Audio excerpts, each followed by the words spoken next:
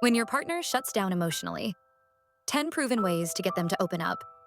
You won't believe number 5. Hey there, have you ever looked at someone you deeply love and thought, where did they go? Not physically. They're sitting right there. But emotionally, it's like they're miles away. You talk, but they don't respond. Or they give you a few short answers and then shut down. It hurts, doesn't it? And if you're in that place right now, confused, maybe even heartbroken, I want you to know, you're not alone. And you're not powerless. In this video, we're going to gently walk through 10 heartfelt ways you can help your partner open up emotionally again. You don't want to miss number 5. We're not here to blame or judge. We're here to reconnect. These tips are not just strategies. They're lifelines. They're born from real relationships, real struggles, and real healing. Let's start with the foundation. 1. Understand why emotional shutdown happens. Before we do anything else, we have to understand the why. When your partner shuts down emotionally, it's usually not about you. It's a defense, a way of coping. For some people, this response is automatic. It's how they protected themselves growing up or in past relationships. Maybe they were taught that emotions are a weakness. Or maybe they were punished for expressing how they felt. It could even go deeper. Past trauma, childhood neglect, or emotionally unavailable parents can teach someone that the safest way to exist is to be silent and internalize. So now, when things get intense, arguments, vulnerability, pressure, they freeze. They shut down because that's what once kept them safe. And even though it may no longer be necessary, it's deeply ingrained. When you see this not as rejection, but as protection, something shifts. You begin to empathize. You stop seeing their silence as a wall meant to hurt you, and start recognizing it as a shield they built to survive. That empathy is the first bridge back to connection. It creates a softness in you, which your partner can feel, even if they don't say it. And from that softness, we move toward creating an environment that invites openness. 2. Create emotional safety first. So here's the thing. No one opens up in a place where they don't feel safe. Emotional safety isn't just a concept. It's the emotional foundation that tells someone, you're safe here. Imagine trying to speak your truth to someone who might criticize you or use your vulnerability against you later. You wouldn't open up either, right? That fear of being judged, misunderstood, or dismissed keeps people locked inside themselves. Creating emotional safety isn't about grand gestures or the perfect setting. It's in the little things. It's how you respond when your partner shares something small. Do you listen without interrupting? Do you ask curious questions instead of jumping to conclusions? Do you validate their feelings, even if you don't fully understand them? Instead of saying, why won't you just talk to me? You could try, I've noticed you seem a little distant lately, and I miss our connection. I'm here when you feel ready. That sentence holds no blame. It holds love. It invites rather than demands. And when you consistently show up with that kind of energy, especially in moments when it would be easier to snap or walk away, you create a space that says, it's okay to be vulnerable here. Now that we've talked about safety, let's talk about timing, because even the safest space needs the right moment. 3. Choose the right time, and setting timing can change everything. Trying to have a heart-to-heart when your partner is tired, distracted, or stressed out from work? That's not going to go well. Even the most emotionally healthy person struggles to open up when their mental bandwidth is low. Instead, look for moments that feel calm, neutral, software. Go for a walk. Sit together in the evening without the TV or phones. Cook dinner side by side. Sometimes people find it easier to talk when they're not being stared at directly. So side-by-side activities can be helpful. And here's a key part. Ask if now is a good time. I'd love to talk about something that's been on my heart. Is now okay? That question alone shows respect. It shows you're considering their headspace, not just your own need to connect. If they say no, don't panic. That's okay. You've planted a seed. You've shown them that when you come to talk, it's not going to be a demand. It's going to be a dialogue. Because once that door is cracked open, your next job is to stay steady. 4. Focus on your own emotional regulation. Let's be honest. It's hard not to take emotional shutdown personally. It's hard not to feel abandoned, rejected, or like you're doing something wrong.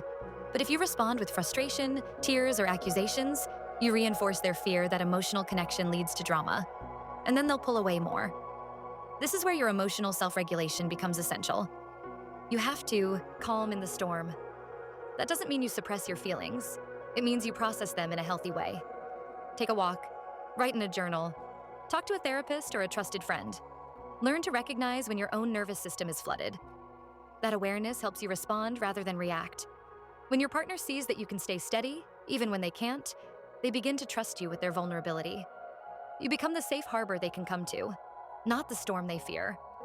And from that steady place, you'll be ready to speak in a way that softens rather than hardens. 5. Speak from vulnerability, not frustration. There's a reason vulnerability is scary. It's honest. It says, "This is how I feel, and I'm trusting you with it." But that kind of honesty can also be powerful. When you speak from your heart, without blaming, you create space for your partner to meet you there. Instead of saying, "You never open up," you could say, "I feel lonely when we don't talk about what's going on inside. I miss feeling close to you." That's real. It's raw. And most importantly, it's not an accusation. Speaking from vulnerability isn't always easy. It might make your voice shake. You might cry. But that's okay. Those emotions aren't weaknesses, they're bridges. When you model openness, your partner doesn't feel attacked. They feel invited. They might not respond the way you hope right away, but the seed is planted. Now, what matters is how you keep showing up. 6. Be consistent, not demanding.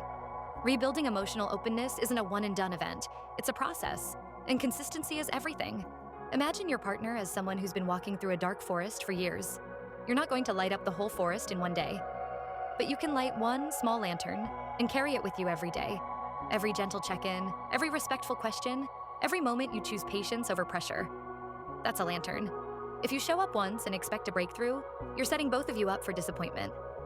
But if you show up again and again, you're saying, "I'm not going anywhere. I'm here, even in the quiet." That kind of presence is healing. So instead of, "You need to open up," try, "I just wanted to remind you I'm here." No pressure, just love. And when you do get an opening, handle it with care. 7. Use gentle curiosity instead of pressure.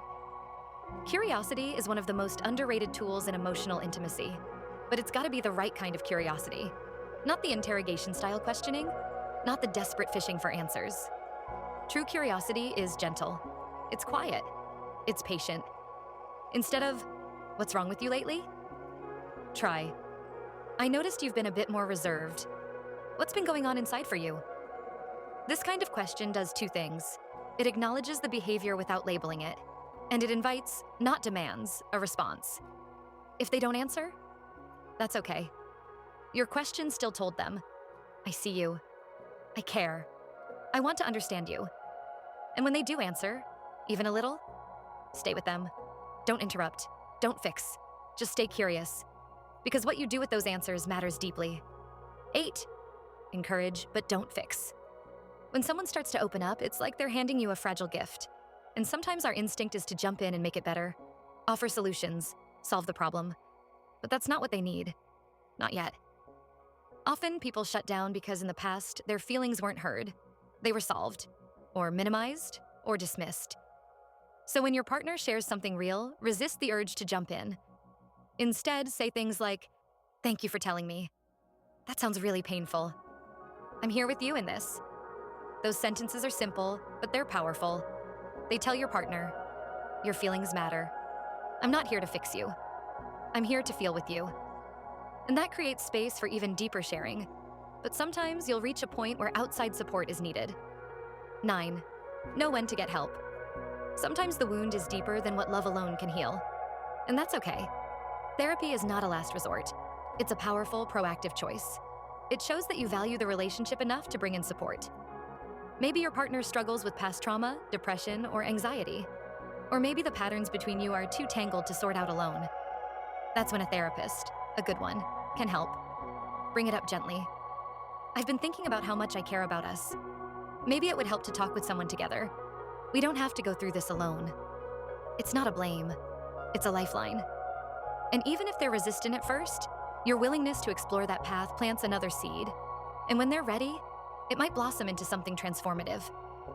But even therapy takes time. 10. Remember that change takes time. We live in a world of instant gratification, but real emotional change doesn't work that way.